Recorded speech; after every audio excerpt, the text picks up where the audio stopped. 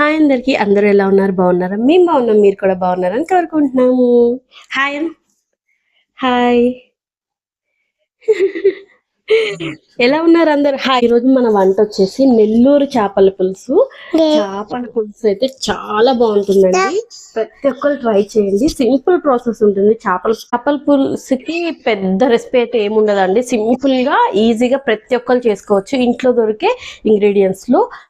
పూర్తి వరకు వీడియో చూడండి. మన వీడియోస్ కనుక మీకు నచ్చినట్లయితే తప్పకుండా లైక్ చేయండి, షేర్ చేయండి, కామెంట్ చేయండి.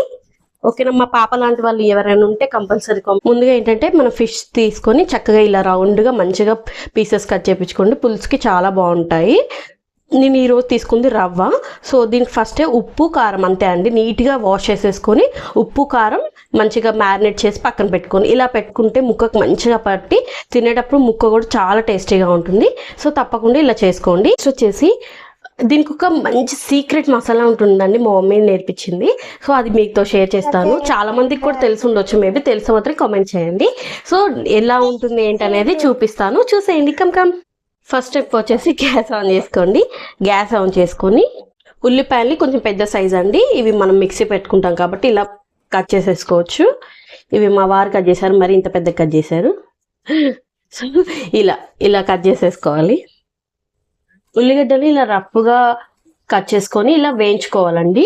కొంచెం ఆయిల్, కొంచెం అంటే కొంచెము, ఇంత సరిపోతుంది, 1 టేబుల్ స్పూన్ అంత వేసుకోండి అంతే. వేసుకుని చక్కగా ఫ్రై చేసుకోవాలి. వీటిని మరీ ఎక్కువ ఫ్రై అవసరం లేదండి, జస్ట్ ట్రాన్స్పరెంట్ కలర్ వస్తుంది కదా, అలా వస్తే సరిపోతుంది. చూస్తున్నారు కదా, ఇలా కొంచెం కొంచెం ట్రాన్స్పరెంట్ వచ్చి ఇట్లా కొంచెం మాడినట్టుగా అనిపిస్తూ ఉంటుంది, మంచి స్మెల్ వస్తుందండి. అప్పుడు ఆ స్టేజ్లో మెంతులు కొన్ని అండి, మెంతులు చాలా తక్కువ తీసుకోవాలి, లేకపోతే చేదు వచ్చేస్తుంది కూర.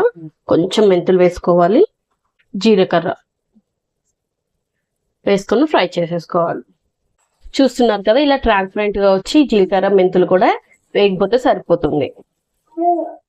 అది అయిపోయింది కదండి, అది మసాలా ఇలా వెడల్పు గిన్నె తీసుకోండి. చేపల పులుసుకి ఎప్పుడైనా వెడల్పు గిన్నె మంచిగా ఉంటుంది. నూనె మంచిగా సరిపడినంత తీసుకోండి.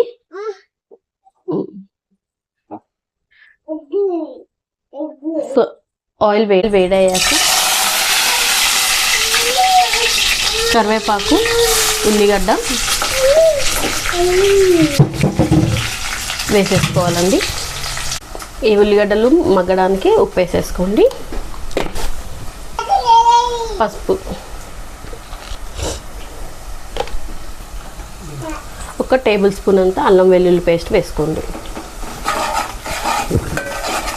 మంచిగా ఫ్రై అవ్వాలండి.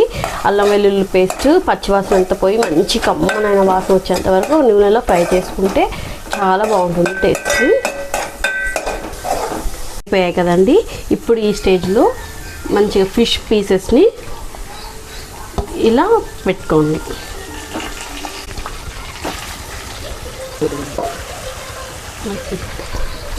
పెట్టుకొని కొంచెం ఆయిల్లో ఫ్రై అవుతుంది ముక్క, అప్పుడు టేస్ట్ చాలా బాగుంటుంది. తప్పకుండా ట్రై చేయండి. అంటే మనకి పులుసులో వేస్తే కొంచెం మెత్తగా అనిపిస్తుంది కదా, ఇలా కనుక పెట్టి మళ్ళీ ఒకసారి ఇట్లా ఫ్లిప్ చేయాలి, అప్పుడు కొంచెం ఫ్రై అయ్యి చాలా టేస్ట్ ఉంటుందండి. ఇందాక మనం వేయించుకున్నది చల్లారిన తర్వాత ఇలా మిక్సీ జార్లోకి వేసుకొని పేస్ట్ చేసేసుకోండి.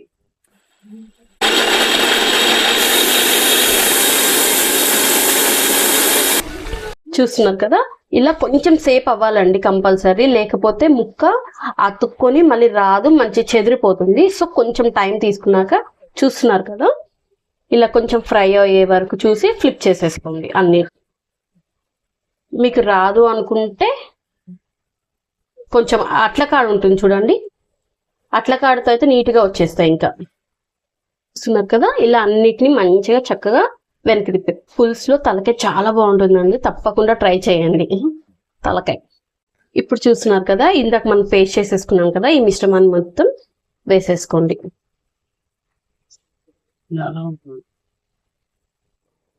ఈ స్టేజ్లో అండి యాక్చువల్గా చింతపండు పులుసు పోసుకుంటే చింతపండు పులుసు పోసుకోవచ్చు. యాక్చువల్గా మేము చింతపండు తినము, సో అందుకనేసి నేను మామిడికాయ వేస్తున్నాను నెల్లూరు చేపల పులుసులో. యాక్చువల్గా కొంచెం చింతపండు పులుసు పోసుకుంటారని మామిడి పండు కూడా వేస్తారు. మేము చింతపండు ఫిష్తో తినను, సో అందుకనేసి నేను ఓన్లీ మామిడికాయ మాత్రమే వేస్తున్నాను. చాలా టేస్ట్ ఉంటుందండి. చింతపండు ఎవరికైనా పడదు తినము అనుకునే వాళ్ళు ఇలా అయితే ట్రై చేయండి. గ్రేవీ థిక్గా ఉంటుంది, చాలా టేస్ట్ ఉంటుందండి. టమాటా అవేం వేయకుండా ఇలా మామిడికాయ సీజన్ కాబట్టి చాలా బాగుంటుంది. ఇందాక మనం ఫిష్ మ్యారినేట్ చేసిన దాంట్లోనే కొంచెం వాటర్ కలుపుకొని పులుసు లాగా పోసేసుకోండి కదండి. ఇలా ముక్కలు మునిగేంత వరకు పులుసు పోసుకోండి. తర్వాతకి ద మెయిన్ ఇంగ్రీడియంట్ మామిడికాయల్ని ఇలా మంచిగా ముక్కలు కోసేసుకోండి. మీకు పులుపుకు తగ్గట్టు మామిడికాయ ముక్కల్ని యాడ్ చేసేసుకోండి.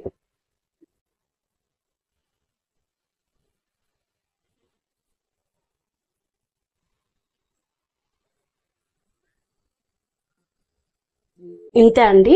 ఇంకా ఈ స్టేజ్లో కొంచెం మరిగిన తర్వాత ఉప్పు ఇంకేమైనా పడుతుందో చూసుకోండి. తర్వాతకి ఇంకా మసాలాలు వేయాలి. అవేంటో కూడా మీకు చూపిస్తాను. చిన్నగా జస్ట్ ఇట్లా మీకు అడ్జస్ట్ చేసుకో. యాక్చువల్గా అయితే ఇలా పెట్టుకొని చేయాలి. చేపల పులుసు గరిటె కాకుండా ఇలా 2 హ్యాండ్స్లో ఇలా 2 క్లాత్ పెట్టుకొని ఇలా తిప్పండి. అప్పుడు మంచిగా అన్ని కలుస్తాయండి. మీకు రాదు ఇట్లా కొంచెం కష్టం అనుకుంటే ఇలా ఏం లేదండి, గరిట పట్టుకొని జస్ట్ పైననే చూసుకోండి. పైన మాత్రమే జస్ట్ మీకు ఎక్కడైతే చేప ఉండదు అనుకుంటారో ఫస్ట్ ఇట్లా కొంచెం టెస్ట్ లాగా చేసుకొని ఇలా అనుకోండి అంతే.